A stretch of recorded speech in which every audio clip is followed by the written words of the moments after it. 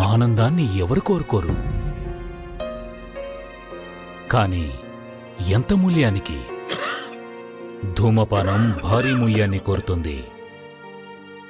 ధూమపానం మీకు హానికరం.